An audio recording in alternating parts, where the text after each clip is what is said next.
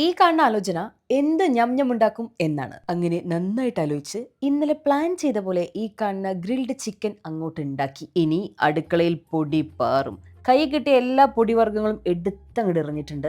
മഞ്ഞപ്പൊടി, മല്ലിപ്പൊടി, മുളക് പൊടി, ഗരം മസാല, കുരുമുളക് പൊടി, ജീരകം, ഇഞ്ചി, വെളുത്തുള്ളി, തൈര്, സോയാ സോസ് അതെല്ലാം കൂടി അടിച്ച് ഈ പരുവാക്കി അങ്ങോട്ട് എടുക്കുക. കോഴിയുടെ തടിച്ച് കൊഴുത്ത തുടയിൽ സ്നേഹത്തോടു കൂടി കത്തിക്കൊണ്ട് വരഞ്ഞതിന് ശേഷം മസാല അങ്ങോട്ട് പുരട്ടിയിട്ട് നാരങ്ങയും കുറച്ച് സോയാ സോസും ചില്ലി സോസും അങ്ങോട്ട് ഇട്ടിട്ടുണ്ട് കുഴയ്ക്കുക. ഇനി 1 മണിക്കൂർ ഫ്രിഡ്ജിൽ വയ്ക്കുക. പിന്നെ എയർ ഫ്രയർ എടുത്ത് കുറച്ച് എണ്ണ സ്പ്രേ ചെയ്തിട്ട് റോസ്മെരി ലീവ്സും വെച്ചിട്ട് ഞാൻ അങ്ങോട്ട് 230 എയർ ഫ്രൈ ചെയ്തു.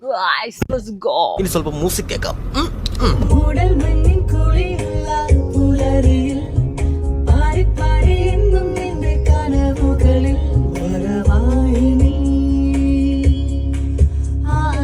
തെണ്ടൽ കഴിഞ്ഞ് നേരെ വന്ന് തുറന്നത് നമ്മുടെ എയർ ഫ്രയർ ആണ്. ആൻഡ് ഇത് കണ്ടിട്ട് എൻ്റെ കണ്ണ് നിറഞ്ഞു പോയി.